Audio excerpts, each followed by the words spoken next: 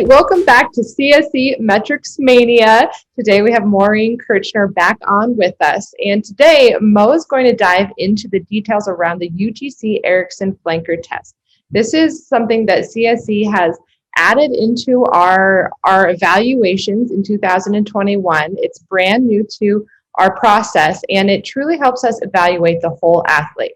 So as a quick reminder, CSE evaluates youth athletes out on the field in a way that captures both defensive and offensive measurements. So every single position on the field gets thoroughly analyzed so that we can have specific takeaways of where their skill sets are today in comparison to the collegiate levels.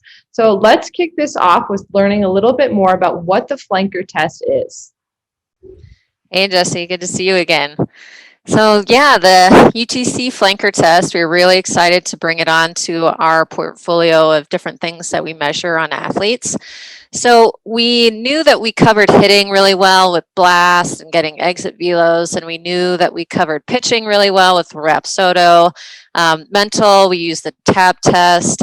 We got arm velos and foot speeds for position players, but we knew that we needed to find something else that could help us analyze objectively defensive players on their defensive side. So there's still lots in the works that we would love to really start utilizing to measure things like first step and range and all kinds of stuff, right? But one thing that we were able to implement this year was the UTC Flanker Test. And so we'll get to do a demo of it here in a little bit. But in general, what it measures is reaction time. So it's an app on a phone, and all these different arrows come up, and you have to turn the phone in the direction that the middle arrow is pointing. So it really measures reaction, right? You see it on the screen, and then you have to physically make a movement to react to what you're seeing. So reaction time for sure, but then it also measures accuracy. So you get penalized if you make the wrong move, if you move the phone in the wrong direction. And so you can get this overall score that balances how quick it was versus how accurate you were. And so it obviously has really strong implications for defensive players, right? They're seeing something happening on the field and reacting their bodies to it. So we know that it's going to be really telling for defensive players. Also for hitting, too, we're going to include it in our hitting analysis as well, just because, again, it all makes sense. It's all tied together. So yeah, we implemented it this year, and we're really excited for what it can tell us on a defensive athlete. That's great. That is really exciting because, you know, we know from watching the game so much that it's one thing to be really effective in the practice setting of being able to maybe hit the ball hard, have a big throw. But when it comes to reading and reacting to the game and how that player can perform during a very intense moment in which they have to have these quick twitch reactions to effectively perform, it's exciting that we can start really putting some numbers behind a player's ability to read the game. So why is it important that CSE has integrated this into our fold? Yeah, again, we want to look at the whole athlete. And so we knew we had our other bases covered really well. And so we knew we needed something for the defensive players.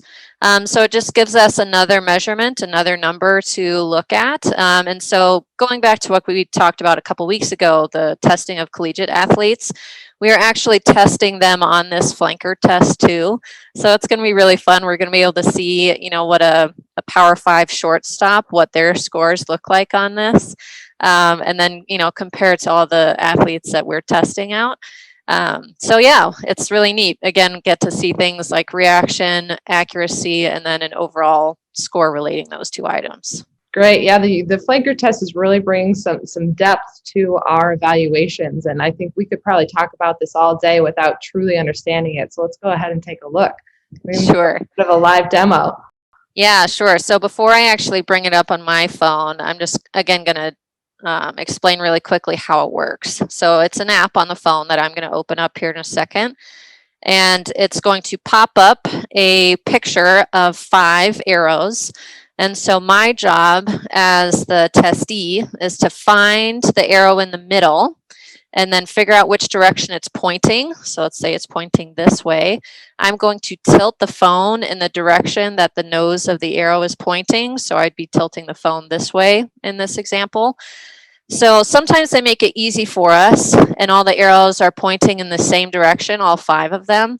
And so that type of image, they call it a congruent image, is easier for our brains to process. And so a lot of times those reactions are quicker. And then some of the pictures, they call it an incongruent picture. The arrows will be pointing in different directions.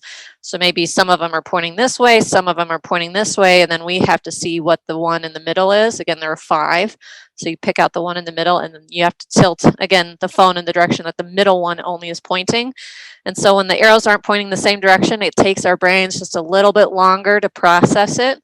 And so we get to see all this information. We can see what a player's average time is when the arrows are congruent. We can see what the average time is when they're incongruent. We can see an average across all the different trials, right? So it's really, really fun and interesting. So I'm going to go ahead and pull this up on my phone real quick. So bear with me while I do this. I'm sorry, you're going to see a picture of my 2 boys back there. So always a proud mama. I'll always smiles all day. Yeah, exactly. So first we tie each test to an identification number, so we'll know exactly which kid is taking which test. We go ahead and hit start. It does a countdown, and then we start seeing these arrows pop up, and I get to react. And so as I'm reacting, every time I complete a trial, the phone will vibrate in my hands, so I can tell when I've completed, the trial. Again, I'm trying to go as fast as I can. And so the other thing that's cool about this, these arrows pop up, the pictures pop up at random intervals. So I can't jump the gun and, try to do it, anticipate when it's going to come. So I got 20 out of 20, which is, good for accuracy. My average response time over all the trials was 512 milliseconds. So right now we don't have a good sense of good or bad yet, but once we get done testing all these collegiate athletes, we'll be able to develop norms surrounding this. And so we'll be able to say, hey, 512 is, probably mediocre, let's say. I bet somewhere down in the 400s is going to be very good, 600s not so good, right? So we'll have a much stronger sense of where those boundaries really lie. But yeah, that's the flanker test. Pretty fun stuff. I am thoroughly impressed. That was some serious multitasking. Mo got 20 out of 20 while she was talking us through the flanker test and taking it at the same time. I will admit I've done this several times. So the more you do it, the better at it you get. So on the field, we allow the players to take it 3 times because inevitably the first trial, they're a little bit slower while they're just figuring out how it works and how they really have to tilt the phone and stuff. The second one, they're better at it. And by the third time, they've got it down. So we have them do 3 and then we average it across all 3 trials, their times. Awesome. Well, practice makes perfect. Yeah, for sure. Thanks for giving us a quick view into the flanker test, Mo. And we do have some more information on the flanker test on our website with a blog post dedicated specifically to learning about this. So hope you go and read that blog post to learn a little bit more, and definitely stay tuned for more as we start to release some of these norms after we gather more information from the colleges that we are testing. Thanks for jumping on with us today, Mo. No problem. Thank you, Jesse.